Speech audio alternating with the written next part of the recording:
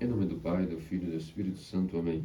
Queridos amados cristãos ortodoxos, hoje vamos lemos o Evangelho de São Lucas relacionado ao quinto domingo de Lucas. Não é de se estranhar que no primeiro nós lemos o sexto domingo, depois o sétimo domingo, voltamos para o quinto.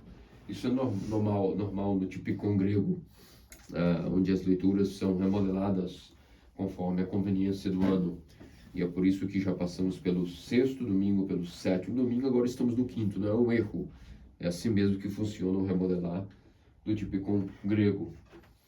E hoje estamos diante da parábola de Lázaro, o pobre e de o rico. Em nenhuma outra parábola, nosso Senhor Deus Salvador Jesus Cristo dão nomes aos personagens das parábolas. É uma coisa muito surpreendente que nosso Senhor Jesus Cristo, nesta parábola, denominou alguém, chamou alguém pelo nome, no caso o mendigo, e deu a ele o nome de Lázaro. Há uma explicação por que nosso Senhor, pela primeira vez em suas parábolas, cita alguém com nome. E isso nos mostra, primeiramente, de que, como vimos, o rico, por algum motivo que nós vamos entender, era rico e foi parar no Hades. Assim que se despertou do sono, da morte, abriu os olhos e percebeu que estava no paraíso um tal Lázaro. Primeiramente, por que Lázaro? Nossos santos padres nos explicam que havia a fama de um mendigo muito famoso em Jerusalém, na época de Cristo, e por isso, para dar ênfase e mais peso à parábola, ele utilizou justamente do nome do mendigo mais famoso em Jerusalém, para que as pessoas, ao visualizassem a imagem desta parábola, conseguissem ter algum fator de assimilação maior em suas consciências. Esse é o motivo de primeiro porquê Lázaro. Mas o fato de ter dado nome a um personagem também é algo que nossos santos padres nos explicam, e temos que aqui prestar bastante atenção para entender o seguinte: aquele que não tem uma vida em Deus, como no caso do rico, provou-se que, como não tinha uma vida em Deus, o seu estado natural foi o Hades. Isso não foi por acaso, não é nenhuma surpresa. Por algum motivo ele não tinha uma vida em Deus. Nós veremos por que isso. E quando nós vivemos uma vida distante de Deus, o fato de nem mesmo ter sido mencionado o nome do rico, significa que quando nós não temos uma vida ativa em Deus, nós nem temos identidade. Nós não somos absolutamente nada e somos insignificantes, não importa a nossa existência. É uma existência chula, nula, não deixaremos sequer pegadas nessa existência. Ainda que o mundo inteiro nos conheça, como diz os santos padres, o rico certamente conhecia o seu nome em sua época de vida. Com certeza, devido ao seu poder, devido à sua magnitude, suas posses, não é de se imaginar que ele era muito conhecido. Fulano de tal, o rico tal, da casa tal, da mansão tal, dos negócios tais. E muito provavelmente ninguém sabia o nome desse mendigo. Por isso que nosso Senhor Jesus Cristo dá a ele o nome, mostrando que aquele que tinha fama, tinha nome, identidade nesta vida, na vida para além morte, não importava a sua existência mais. Nem nome tem, no sentido de que não há identidade, não há importância a existência de alguém que não esteja com Deus no paraíso. Essa é a fatalidade da vida pós-morte, que qualquer um de nós está correndo o risco de ter o mesmo destino a qualquer momento. Já o pobre mendigo Lázaro, é provável que nesta vida ninguém o conhecia, ninguém sabia o seu nome, mas no paraíso o seu nome era conhecido, e o seu nome, portanto, era proclamado diante de Deus e diante de todos. Portanto, a primeira coisa que entender é isso. Não é citado nenhum nome, aquele que está no Hades, porque a sua importância, não há importância para a sua existência, uma vez que a sua vida ali estava distante de Deus. Isso significa viver completamente na sombra da morte. Literalmente é isso, ofuscado, eclipsado pela sombra da morte. Não só porque morreu, mas simplesmente porque teve uma segunda morte.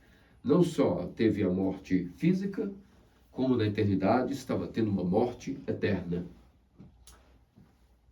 Já Lázaro, por algum motivo, que nós vamos também sondar o porquê, foi parar no paraíso, ainda que nesta vida teve uma vida de obscuridade, uma vida da sombra da existência. Com certeza ninguém o conhecia, ninguém o dava atenção, vivia à porta da casa deste mendigo, tentando viver apenas aquele que seja das migalhas, das sobras que caíam de seus banquetes. Então, meus amados cristãos ortodoxos, a primeira coisa que nos vem nesta interpretação, enquanto estou narrando isso, é uma coisa muito equivocada que a gente começa a assimilar, principalmente devido às falsas pregações que hoje existem, de que muito provavelmente, então, o rico foi parar no Hades por causa das suas riquezas e que a pobreza foi um ticket para o paraíso, para o mendigo Lázaro. E isso não é verdade. Nós vimos inúmeros casos na história da humanidade, especialmente nosso pai Abraão, era riquíssimo. Narra-se a escritura que tinha milhares e milhares de cabeças de gado, sem contar ovelhas e cabras e outros rebanhos. Patriarca Jó, não havia homem mais justo em toda a terra, em sua existência, do que ele. Em toda a Arábia, mesmo assim, ninguém era tão rico como ele. Como é que se explica que ele podia ser tão rico e ao mesmo tempo justo? Aí está a prova de que riqueza não é impedimento de justiça, de santidade, de piedade, de proximidade com Deus. Quantos santos no Antigo Testamento eram dotados de posse? O profeta Davi, o rei Salomão, Leão Mártico, São Joaquim, todos eram ricos e também eram muito santos. Nós também temos vários exemplos que nós conhecemos e podemos citar vários em nossas vidas, de pessoas que são pobres. E certamente são pobres, não apenas no sentido financeiro, mas são pobres também no sentido de viverem à margem da virtude. Viverem não só numa vida pobre, mas numa vida cheia também de marginalidade com o pecado. E não quer dizer que ricos também não sejam completamente corruptos e pessoas também ladinas, mesquinhas, e não quer dizer que não hajam pobres que na sua pobreza também saibam preservar a sua santidade. Então, dizer que o motivo pelo qual o rico foi parar no Hades foi as suas riquezas, isso é um equívoco. E dizer que também o Lázaro, só porque era mendigo e pobre, que simplesmente isso foi um ticket e uma passagem livre para o paraíso, também é um delírio. Não tem nada a ver uma coisa com a outra. Então temos que analisar os detalhes da vida de cada um, porque é um pequeno detalhe aqui que faz toda a diferença na vida de um e na vida do outro. No caso do rico, o qual não sabemos o nome, porque sua existência não tem importância alguma, já que viveu uma vida que por algum motivo, nós vamos agora mesmo ver, uma vida fora da existência de Deus, sua existência não tem nenhuma importância, não é mencionado aqui o nome dele, porque na verdade o Hades foi parar, porque distante de Deus aqui já vivia. Não é apropriado acusar esse rico que ele talvez fosse uma pessoa injusta sem virtudes. Nosso Senhor não citou nada disso. Nosso Senhor não frisou que ele foi um rico ruim, que ele não talvez fosse uma pessoa com suas justiça, com até as suas virtudes. Muito provavelmente ele poderia ter sido um rico até virtuoso. Um rico que não adquiriu principalmente a sua riqueza de roubo, de latrocínio, como cobradores de impostos que usurpavam de sua autoridade governamental, de funcionários públicos, para extrair impostos 4 vezes mais do que era o permitido, o mínimo. Não é esse o caso. Esse rico, nosso Senhor não mencionou que a sua riqueza era ilícita, que ele foi um ladrão, que ele conquistou a sua riqueza à base de chantagem, de passar a perna das pessoas. Não. Então não podemos dizer que a vida desse rico era uma vida de riqueza que foi adquirida de maneira ilícita. Isso não foi citado, não temos nenhuma garantia disso. Mas há um detalhe que sim, esse nosso Senhor frisou. Então é muito provável que de fato é isso mesmo. Esse rico deve ter adquirido sua riqueza de uma maneira extremamente justa, dura, trabalhando, investindo, poupando, gastando menos do que ganhava, poupou, trabalhou, investiu, produziu, frutificou riqueza. Tudo lícito, tudo permitido, nenhum problema. Entretanto, havia um detalhe na vida dele. Todos os dias existia um homem à beira de sua porta, no beiral, no batente da sua porta. Um mendigo, com feridas. E todos os dias estava ali, de alguma maneira, esperando que pelo menos as migalhas que caíssem do banquete que ele preparava para ele, pudessem cair para que ele pudesse se alimentar. Isso não foi um dia, foi todos os dias. Não foi um ano, não foi uma década, foram décadas. Até que morreu um e depois logo em seguida morreu outro.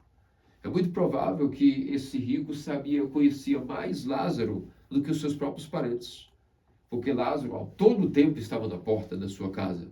E é provável que ele tinha contato em sua consciência com este cidadão, com este ser humano, muito mais do que com a sua própria família. E o que ele fez? Acaso ele alguma vez estendeu a mão para dar nem que seja sobras de seu banquete para Lázaro? Em nenhum momento. Se ele tivesse, por exemplo, uma repulsa, seria entendível que ele tenha uma repulsa para alguém pobre, alguém com mau cheiro, e talvez não gostasse da presença dele dentro de sua casa para comer com ele.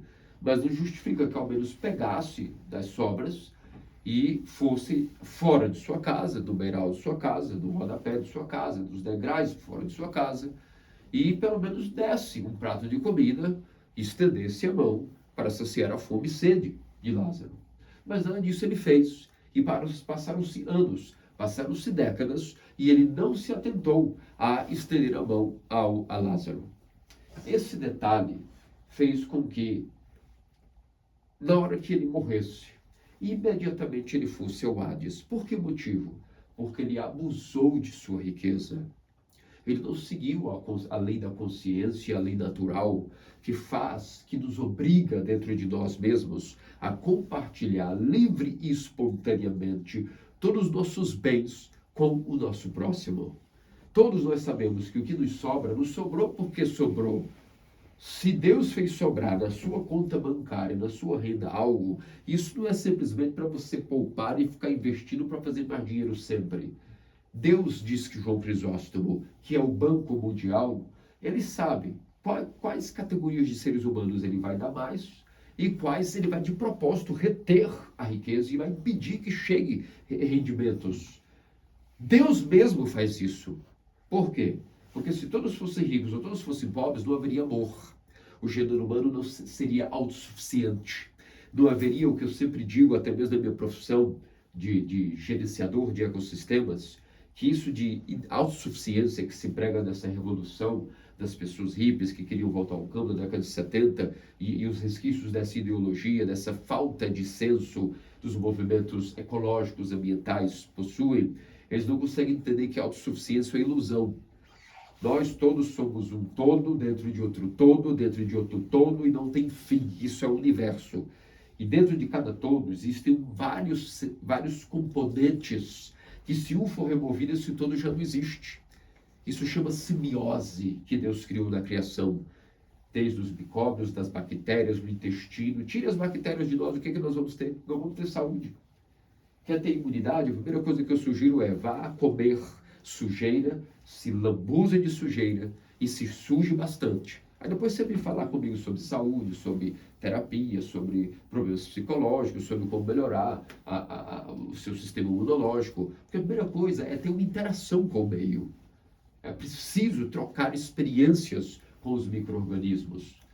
Assim, da mesma maneira, o gênero humano, que é um todo, ele precisa intercambiar posses. E é por isso que sempre haverão pobres e sempre haverão ricos. É ilusão a fazer um sistema econômico, uma ideologia, um sistema de comunismo, de socialismo, de capitalismo ou egoísmo que vá ser realmente compatível com a realidade.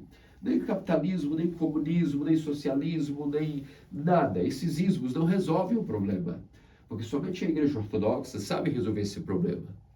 Se todos desembocassem nela, não faltaria nada para ninguém, haveria mudança no mundo imediatamente. Ainda que continuassem alguns pobres e ainda que continuassem alguns ricos.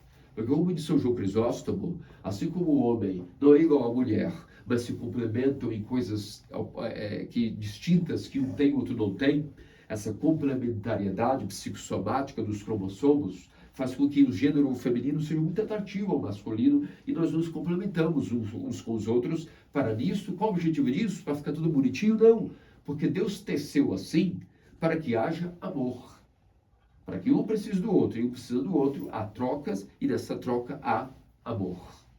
A mesma coisa na natureza. Existem os micróbios, os micro-organismos, existem os minerais, os vegetais, existem os peixes, existem os mamíferos, existem os herbívoros, existem os predadores, e existe o homem no topo dessa cadeia. E dentro do gênero humano existem os pobres, existem os ricos, existem aqueles que de propósito sobra para que compartilhem.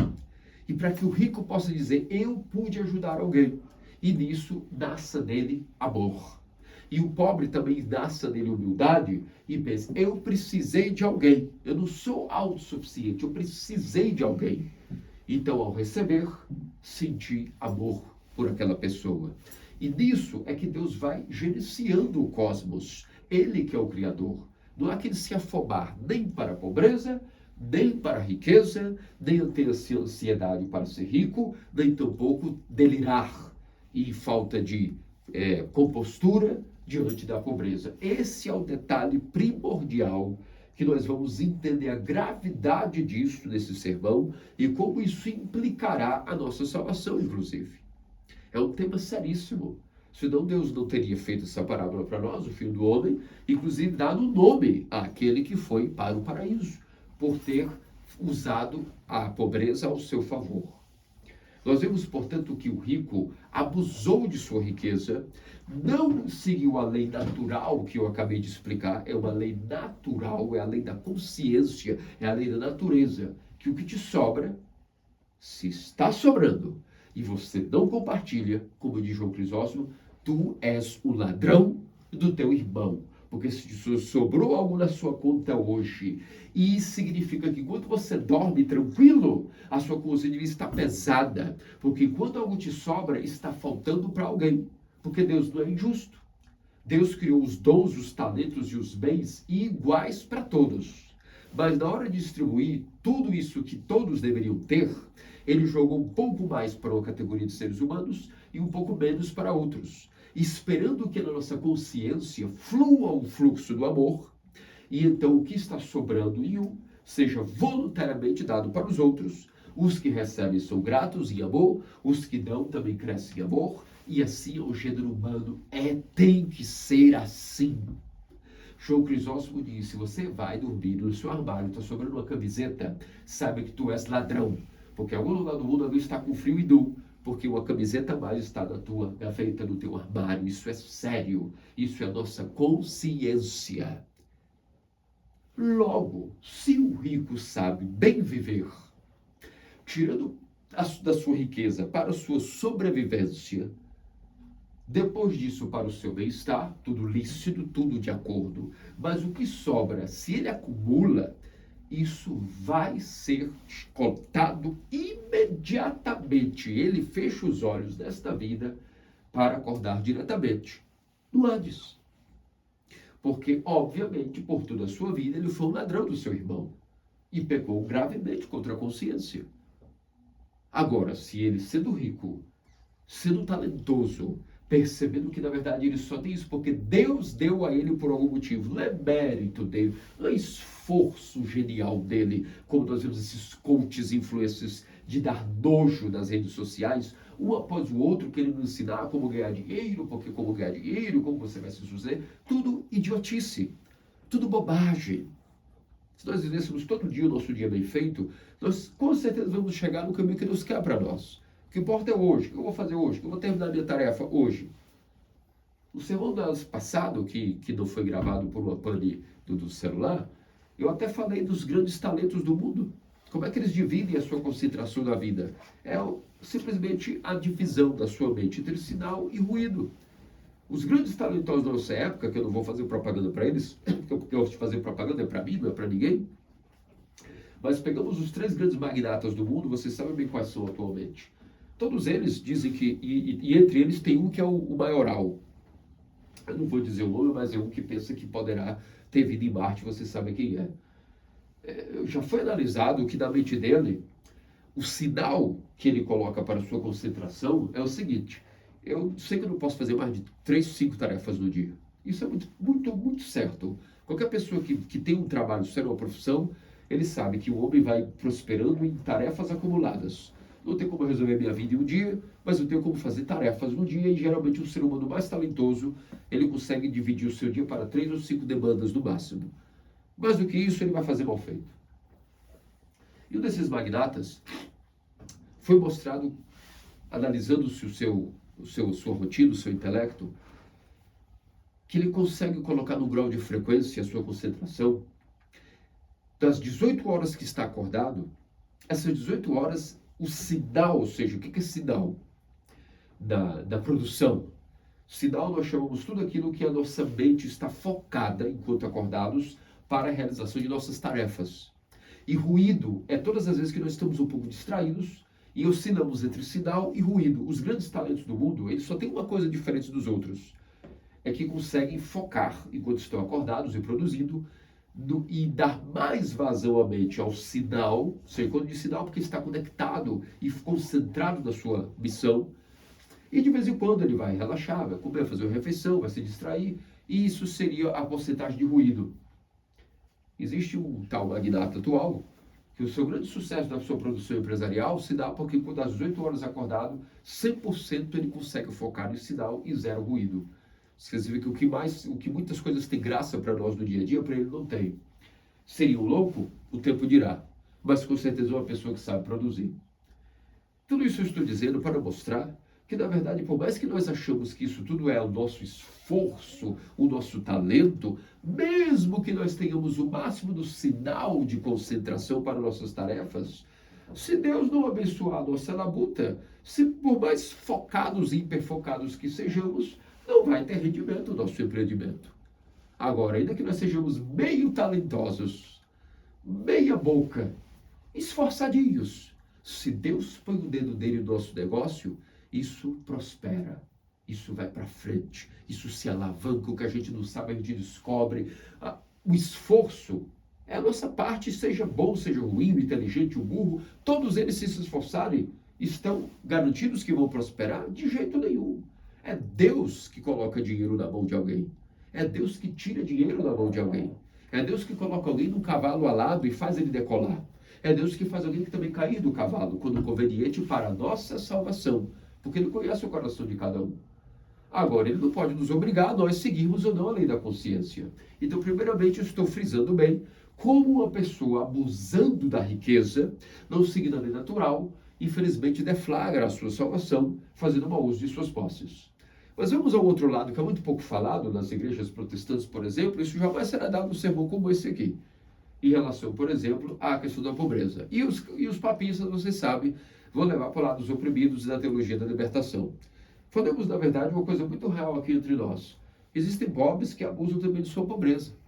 E alguém vai me perguntar, como é que alguém vai abusar da pobreza? A pobreza já é ruim, a pobreza já é um limitante, já é um fator limitador, como é que alguém vai abusar? Existe sim.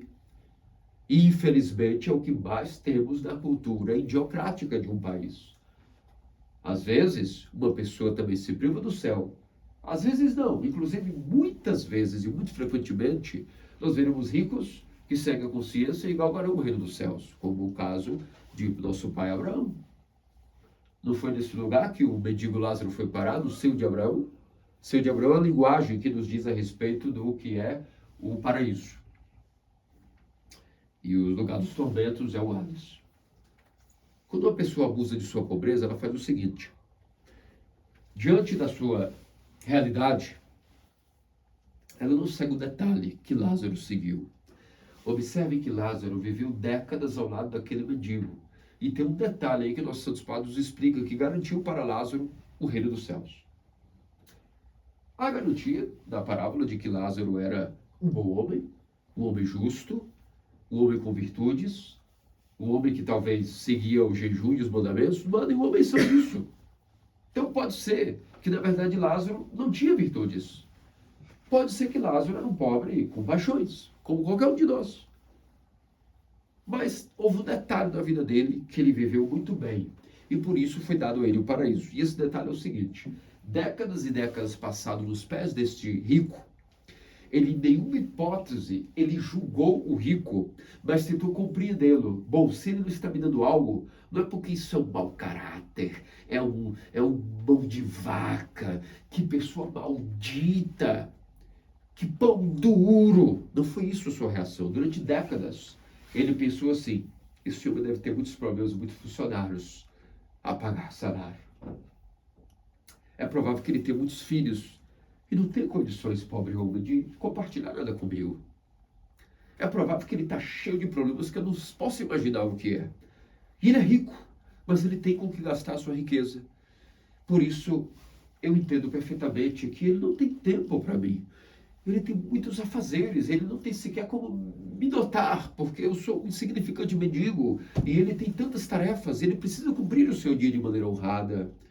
Com certeza tudo que ele tem algo que ele tem que gastar. Uma necessidade, uma conta obrigatória, uma dívida a pagar. Não sobra nada para mim. Bendito seja esse homem, que Deus o abençoe ainda mais. Esse era o pensamento dentro do coração de Lázaro.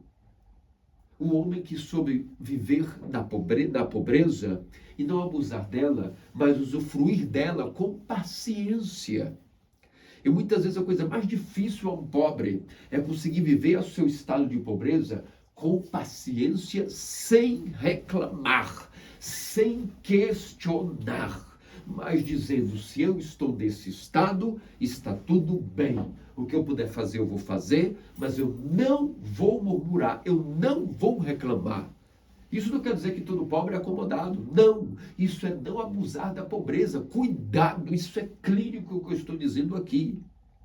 A maioria das pessoas poderão talvez escapar de abusarem de uma pobreza, de uma riqueza, poderão talvez, quiçá, preocuparem-se com aquele volume de dinheiro em suas contas e a consciência vai doer, porque é muito mais fácil, se nós formos analisar, o rico refletir de que há um perigo aí em sua conta bancária, que ele precisa ser impelido a fazer alguma caridade. Mas, ao mesmo tempo, pode passar muito despercebido para um pobre o fato de ele também ter que fazer bem viver a sua pobreza e pode correr o risco de não seguir a sua consciência e, abusando de sua pobreza, também parar no Hades, no lugar dos tormentos. É por isso que nós devemos prestar bastante atenção no que os nossos santos padres nos explicam. A Igreja Ortodoxa e os nossos santos padres, eles precisam ser lidos de tal maneira que o Evangelho, nós lemos tudo o que está escrito no Evangelho, mas é importantíssimo lermos o que os comentários dos santos padres sobre os Evangelhos. Isso é a riqueza da nossa tradição. Senão nós não queríamos assimilar os detalhes clínicos disso. Vejam que o pobre, às vezes, ele pode passar desatento e dizer, não, eu já estou sofrendo. A pobreza já é um fardo muito grande. E maldito seja Deus.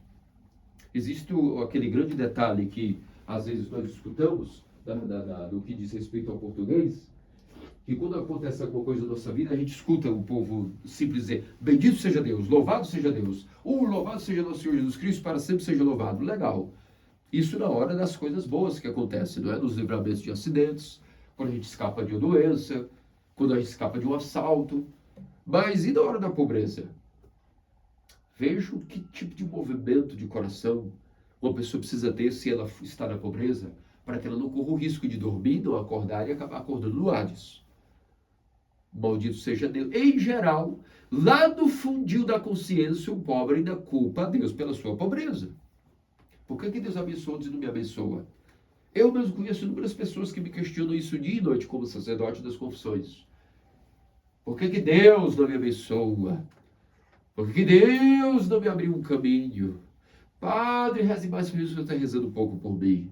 Ai, vida, ó céus, isso é péssimo. As crianças, quando crescem vendo pais e mães assim que da pobreza são reclamadores, elas já estão estragadas para sempre. Jamais elas vão fugir, inclusive, de dificuldades.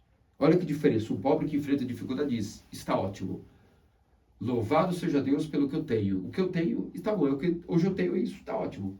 Tem que saber viver o que se tem. Porque se não tem, não posso viver, não tenho o que eu vou fazer. Vou continuar gastando menos do que tenho, para que eu economize um pouquinho. e vou agradecer a Deus o que eu tenho hoje. Hoje eu não posso fazer mais nada. O que eu fiz, segui minha consciência, agora eu vou dormir. Bendito seja Deus, obrigado, Mãe de Deus, por mais um dia. Obrigado pela sua proteção, obrigado pela minha força, minha coragem, eu trabalhei. Quanto amanhã pertence a Deus. Os filhos, quando são educados nessa mentalidade, voluntariamente passam a ser heróis do destino, mergulhando sem ninguém chamar. Basta convidar alguém para uma dificuldade e eles são prontos os primeiros a quererem resolver problemas. A melhor educação é educar o filho da pobreza. Ainda que eu fosse milionário, eu criaria meus filhos da pobreza. Filho não pode ser criado em regalia. Criança, ainda que os melhores milionários criam seus filhos, estude como as monarquias criam seus filhos. Veja na monarquia britânica, até o menininho ficar adolescente, como que é o dia a dia dele. Para as fotos, ele está com aquele terninho. Vê como é que é o dia a dia. Veja como era a vida dos czares. Veja como os príncipes e duques treinavam seus filhos. Veja se eram mimados. E hoje uma mera classe média, mediana, dá tudo o que nem pode dar aos seus filhos se dividindo em cartões de crédito. O que criam? Seres humanos amebas, que fogem do esforço da dificuldade, que não são voluntários para as dificuldades da vida, nem para si, nem para as causas mundiais, nem para melhorar o mundo, nem tampouco para melhorar nada ao seu redor. Tudo porque isso é uma maneira de viver muito mal a pobreza. Geralmente, isso acontece muito no meio da pobreza. E não estou aqui sendo preconceito aos pobres, porque tampouco eu sou alguém rico. Mas vejo como o evangelho vai colocar um pente fino e tudo novamente vem à luz. Tanto com a forma de abusar da riqueza, como também a forma, às vezes não percebida, de abusar da pobreza. Reclamando, murmurando, não aceitando essa condição. Inclusive querendo, de qualquer maneira, sair dessa condição. Isso não é ambição. Isso já é ganância, mesquinhez, delírios espirituais. A ambição é boa, todo mundo tem que ter ambição. Claro que sim, amanhã eu quero melhorar, quero produzir, como é que vai viver sem ambição? Claro que a pessoa quer crescer, quer aumentar o seu rebanho, quer aumentar o seu talento, quer adquirir uma melhor amplitude para o seu negócio, para o seu empreendimento. Tudo isso é lícito e deve ser abençoado por Deus. Entretanto, tudo deve ser vivido conforme a consciência. E existem outros pobres, eu falei agora dos maus pobres, mas existem pobres que dão um show de performance também. Até o que não sobra, eles possuem a capacidade tão nobre de o que não sobra, mesmo assim compartilhar, colocando-se em mais dificuldade em prol de não ver alguém passar necessidade. É claro que aqui nós vemos uma pessoa que sim, galgará o paraíso, devido a também seguir a sua linda consciência. Então, ainda que me falte recursos, não quer dizer, como explica São João Crisóstomo, que também não, eu vá me estagnar e dizer, opa, tá vendo, eu já sou pobre, eu vou ficar quietinho, não preciso nem fazer caridade. Para que eu vou fazer caridade? Eu sou pobre, quebrado mesmo, lascado, mal pago. Caridade de jeito... O que? Isso é... O seu coração endureceu? A pobreza endureceu o seu coração? Você ficou tão mesquinho quanto o rico, que também é mão de vaca? Percebe como não há escapatória?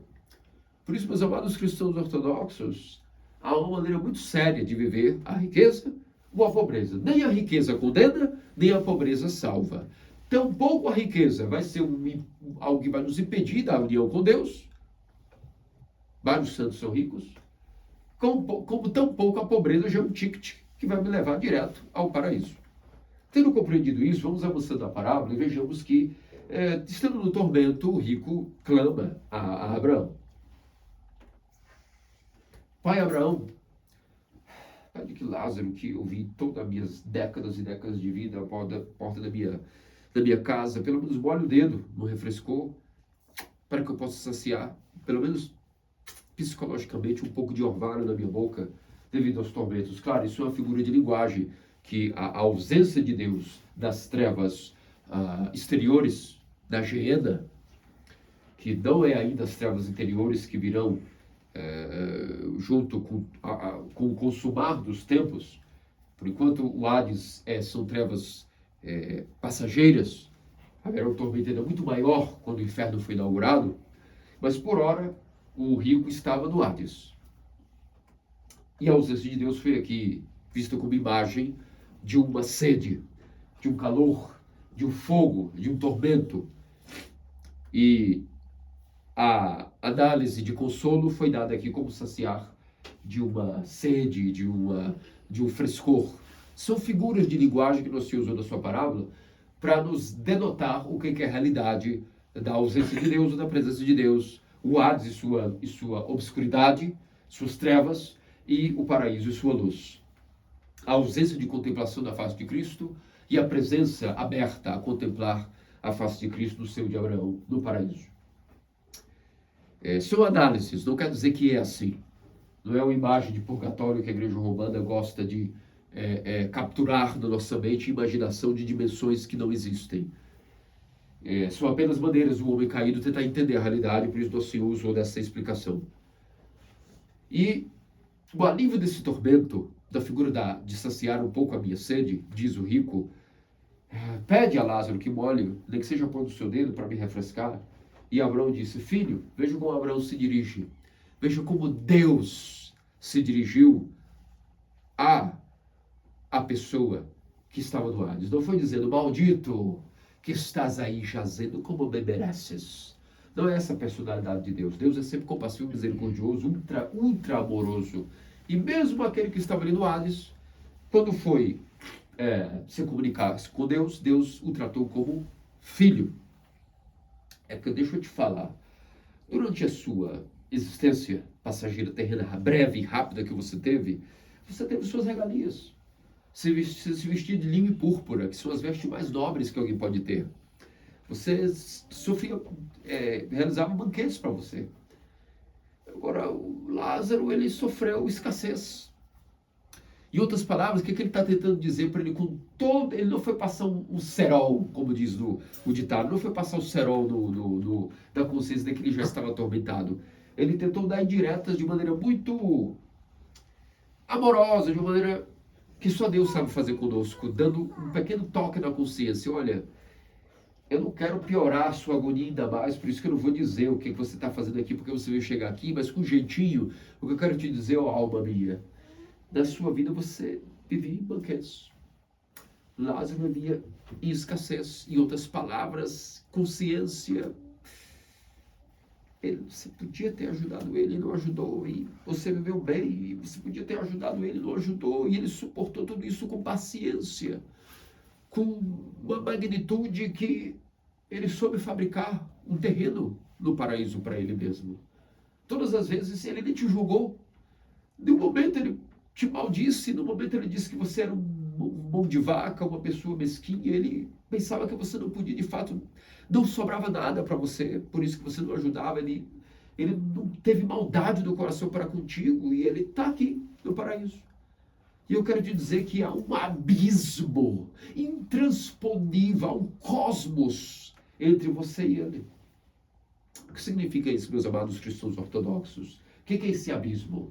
Significa que quando nós vivemos dessa vida, às vezes a gente acha que o nosso estado, quando a gente morre, muda. Acho que há poucas horas atrás, menos 26 horas atrás, eu estava justamente falando isso com o João sobre o batismo. O batismo também não é uma mágica, uma varinha de condão, que vai mudar o nosso caráter. A nossa alma será morta e ressuscitada, sem dúvida. Os pecados serão completamente apagados, sem dúvida. Nós vamos ressuscitar em Cristo, mas caráter não muda. São Macário nos explica muito bem isso em suas homilias. O caráter vai ser o nosso caráter para sempre. A gente vai se esforçar, claro, para poder mudá-lo, mas não vamos depositar no que a mística e a graça tem o papel, numa modificação romântica e poética que nunca existirá. Caráter é uma coisa, alma, pecados, purificação do nosso coração e da nossa mente é uma outra coisa. E o que acontece? Durante a nossa vida e morte, não é porque a gente morreu que alguma coisa vai mudar. Ao contrário, é a mesma coisa. Nada vai mudar. Então, como nesta vida o rico viveu uma vida que havia entre ele e Deus um abismo, porque quem não vive no amor, não vive em Deus, porque Deus é amor. Quem não compartilha suas riquezas e guarda e acumula, não vive no amor. Desculpe-me, é a verdade. Não sei eu que inventei a verdade é Deus. Quem vive da pobreza e reclama da pobreza também não vive do amor. Vive reclamando e maldizendo a Deus e a todos e assim, culpando a todos e assim, não faz nada para melhorar a sua situação, não se rebola. Não fabrica uma mente capaz de ser engenhosa. Não, por que não era melhor abraçar a esposa, viver com a esposa e os filhos, mesmo da pobreza? Já que não é engenhoso, pelo menos viva bem sua pobreza. Viva bem, aceite e viva bem. Ah, isso você está insinuando que a gente deve ser acomodado? É a sua vida. Não posso fazer nada pela sua vida nesse sentido de lhe forçar a progredir. Mas já que a sua situação hoje é essa, o conselho espiritual que eu dou é não reclame e viva bem a pobreza de hoje. Como? No amor. E se possível, mesmo na sua pobreza, ainda ajude alguém. E terás o tesouro dos céus, porque o estômago dos pobres são tesouros que nós depositamos investimentos para o reino dos céus, nos diz os santos padres. Não há desculpa. A verdade é essa. Nua e crua. Tal como é. Sem pôr nem tirar. E ela é imutável ao longo das eras. E o que acontece é que, se nós vivemos a ausência do amor desta vida, na hora que nós fecharmos os olhos e abrirmos, estaremos no Hades ou no paraíso. Depende de ver se estávamos vivendo naquele estado que a gente faleceu, se estávamos naquele momento do pé de estar moribundo, se estávamos no amor ou não. Eu posso viver 80 anos no pecado. Se naquele momento algo aconteceu, que Deus me abençoou e eu consegui entender e lutei no último suspiro para viver no amor, ainda que eu tenha vivido 80 anos no pecado, o que faz diferença é o estado iminente do pós-mortem. Porém, se eu viver a minha vida inteira 80 anos no pecado, é muito provável que eu não vou ter essa disposição de, na hora, ter um estado para dizer, eu agora estou no amor. Pode acontecer? Pode, mas é muito improvável. Mas aquele que se dedica, mesmo com quedas, cai, levanta, levanta, cai, levanta, e tenta sempre retornar ao estado do amor, é provável que naquele momento da morte ele tenha mais treinamento para que sua alma alcance o estado de amor. E, portanto, naquele momento que morrer, se estava no estado de amor, quando acordar, estará no paraíso. Porque Deus é amor, e quem não vive no amor vive um abismo de vazio intransponível entre a alma e Deus.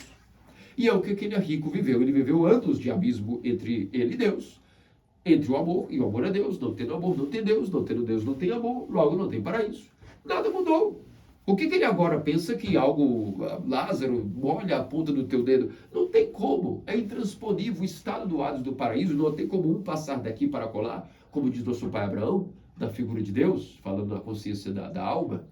Abraão aqui significa consciência, Deus, a consciência escutando Deus.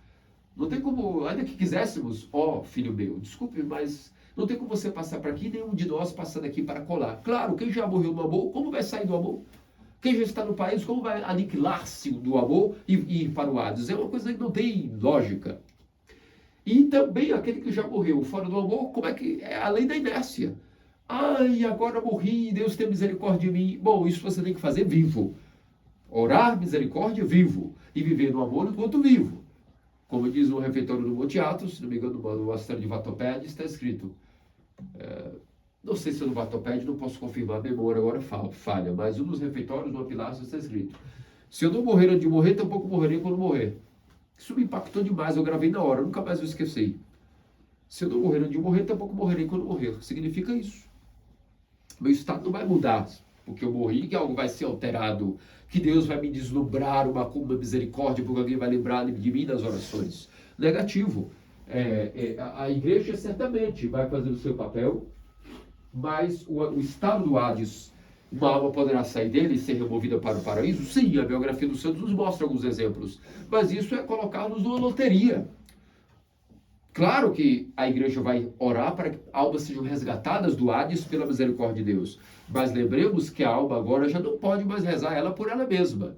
Ela vai depender de alguém lembrar por ela, dos ofícios, de um sacerdote, ter sido encomendada a sua alma. Quer dizer, não é mais fácil a gente, enquanto tem o livre-arbítrio, usar ele para garantir a nossa própria salvação e viver no amor? E veja só como isso é sério. Ainda que nós não tenhamos as perfeições das virtudes, se bem usamos a riqueza, ela nos abre o portão para o paraíso. Devido justamente a nos fabricar o amor. E se eu não tenho muitas virtudes, mas tenho uma pobreza e não abusei dela, não reclamei, a pobreza e a paciência na pobreza e na dificuldade também me abrem a porta para o paraíso. Agora, não divida suas riquezas, não compartilhe, tens uma porta para o Hades. Abuse de sua pobreza, reclamando e sempre bufando pelo seu estado que você ainda não se realizou na vida financeira, e terás também, aí sim, o ticket da pobreza para o Hades. E não ao contrário, como se a pobreza por si salvasse, ou a riqueza por si condenasse, como muitas vezes existe esse falso entendimento. E aqui, com certeza, eu exterminei a teologia da prosperidade, que os protestantes certamente visualizam, de que quanto mais você está com Deus, mais você é abençoado. Você está com Deus, você está progredindo. Não. Tem nenhuma garantia disso. Pelo contrário. Pode ser que para te privar de grandes paixões, Deus, inclusive, te poupe de progredir. A gente só conhece uma pessoa por várias... Quer conhecer alguém? Bote dinheiro na mão dele. E, em geral, nossa natureza caída não lida muito bem com essas coisas. É por isso que Deus observa, e é por isso que existem muitos poucos bilionários no mundo. Não é todo mundo que consegue lidar com isso. Os príncipes e os czares e as imperatrizes, eles viviam uma vida de jejum e vigilância extrema, com medo de mal administrar o império e as riquezas e cair nisso que nós estamos vendo, porque eles não eram analfabetos teológicos. Eles sabiam dessas coisas e por isso eles viviam uma vida muito ascética para ser um contrabalanço daquele ouro, daquela riqueza. As pessoas acham que todo príncipe vivia usurpando luxo. Não é assim. Existem muitos príncipes e princesas santos da igreja ortodoxa. E viviam tal como monges, não havia diferença. Nem que casados viviam como monges, viviam como mendigos até. Com medo de caírem nessas loucuras que caiu o rico. Voltando, meus amados cristãos ortodoxos, pensamos no nosso Senhor e Salvador Jesus Cristo, a amadíssima Mãe, a Ortodoxa Virgem Maria, ao nossos santos anjos da guarda, que nos ilumine muito em relação a esse tema, que a gente possa não abusar da nossa pobreza, não abusar da nossa riqueza, mas seja qual for o estado que Deus nos permite hoje, que seja usado para a nossa salvação e de que isso Ele faça-nos dignos para a glória e honra de seu nome. Amém. Vamos todos com toda a nossa